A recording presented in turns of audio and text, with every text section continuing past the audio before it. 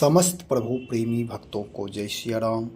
भगवान श्री सीताराम जी की अहेतु की करुणा कृपा हम आप सब के लिए, प्राणी मात्र के लिए, जड़ चेतन के लिए, पूरी समष्टि के लिए मंगल करें, कल्याण करें।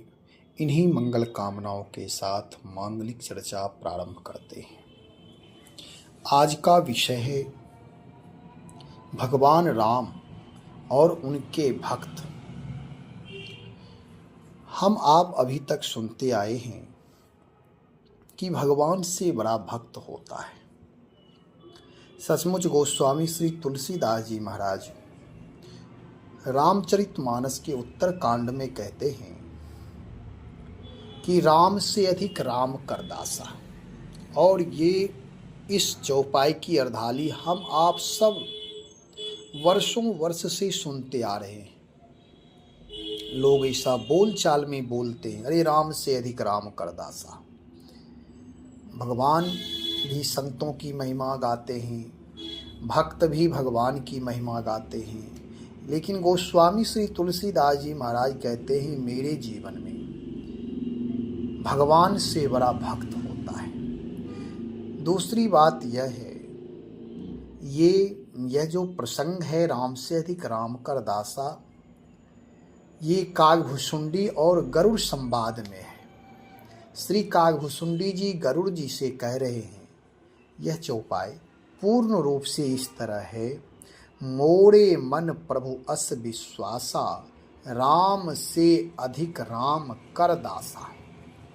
और इसका विस्तार से गरुड़ जी को कागभुसुंडी जी समझा करके बताए कैसे। तो आज हम आप भी ये सुनेंगे। यहाँ कह रहे हैं कि राम मोरे मन, मेरे मन में यानी मेरे मत से कह रहे हैं कि हे प्रभु। प्रभु ये संबोधन गरुड़ जी के लिए है, श्रेष्ठ के लिए है, कि मेरा दृढ़ विश्वास है कि भगवान से बड़ा भगवान का भक्त होता है, राम से बड़ा राम का दास होता है। इस पर थोड़ा विचार करें।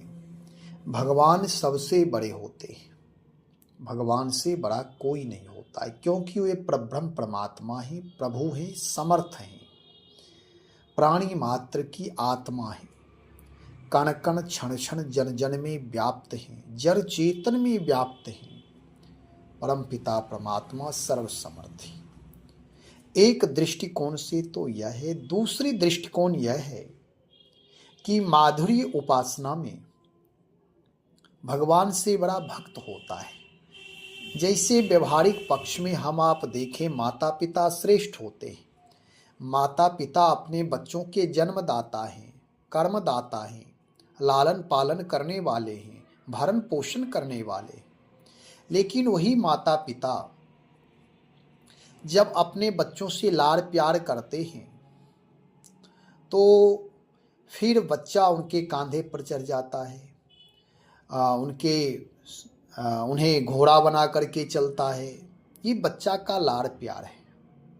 माता पिता बच्चों से प्रेम करते हैं, बच्चा माता पिता से प्रेम करता है। लेकिन जब वही बच्चा बड़ा होता है तो बच्चा से यदि कोई पूछता है अब उनके पिता के बारे में, तो वह जो बेटा है, बेटी है, जो संतान है, अपने माता पिता के बारे में बताते हैं, सारे गुणगान करते हैं, विस्तार से बताते हैं, अपने माता पिता के चरित्र के बारे में, अपने माता पिता के व्यवहार के बारे में, अपने माता पिता के गुणधर्म के बारे में, अनुशासन के बारे में, परोपकार के बारे में, जहाँ तक जो भी गुणधर्म अच्छाइयाँ हैं वे सब बताते हैं। ऐसे ही भगवान के भक्त भगवान के बारे में अच्छी तरह से जानते हैं, क्योंकि भगवान की सन्निधि प्राप्त करते करते, भगवान की कृपा, भगवान की दया, भगवान की प्रतिज्ञा, ये सारे गुणधर्म जो परमात्मा दयालु हैं, करुणा निधान हैं, गरीबों के रक्षक हैं, भक्तों के रक्षक हैं, चाहे कोई भी शरण में पहुंच जाए तो परमात्मा किसी का त्याग नहीं करता। इस तरह के जो भगवान के गुणधर्म हैं, वेदांत वेद्य गुणधर्म हैं, दूसरी बात यह है कि भक्त जैसा अपने जीवन में प्रभु कृपा की अनुभूति किया है, अनुभव किया है, वह समाज में बताते हैं, लोगों से बताते हैं।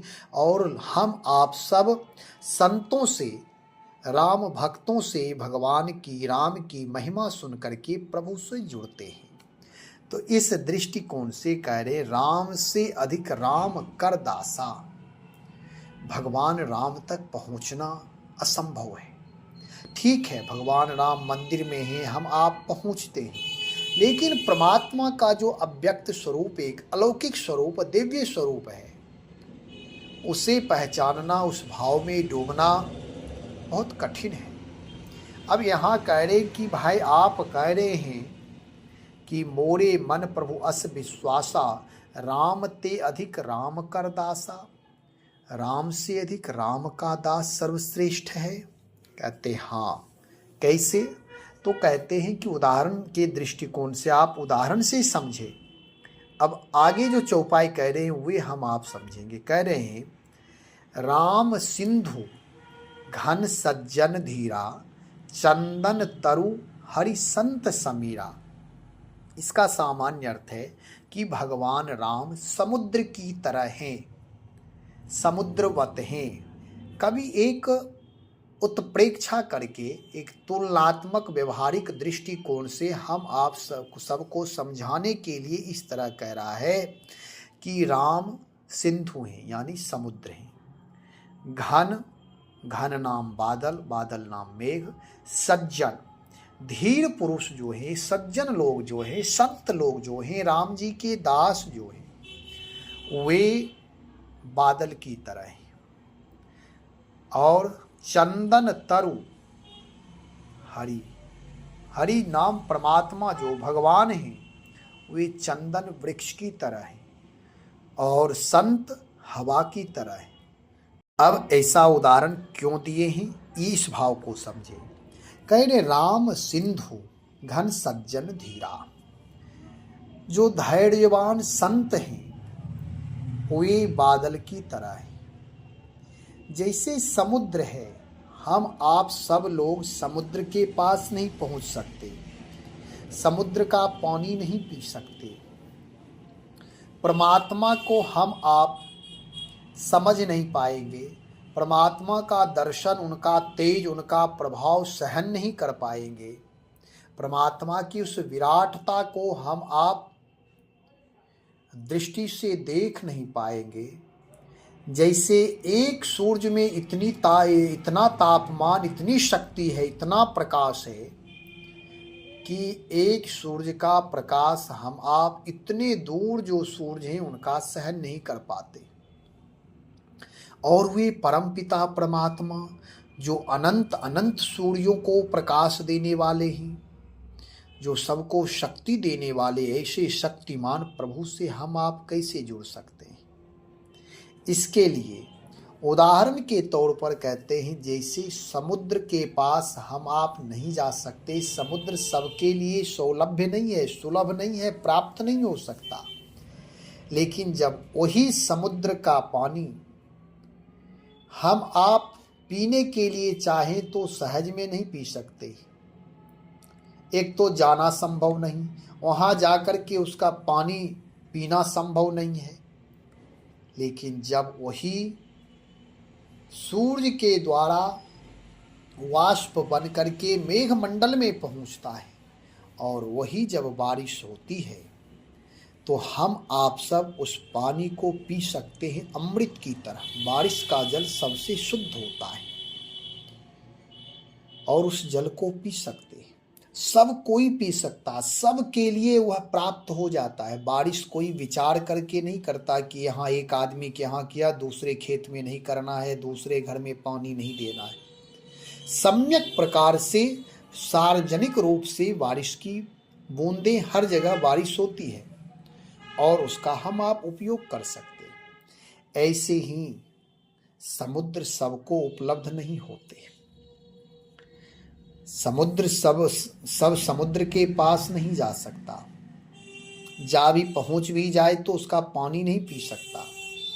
लेकिन वही जब पानी बारिश के रूप में होती है तो जो जहाँ व्यक्ति है सबको सुलभ प्राप्त हो जाता है, वह मीठा जल हो जाता है, उसे वह पी सकता।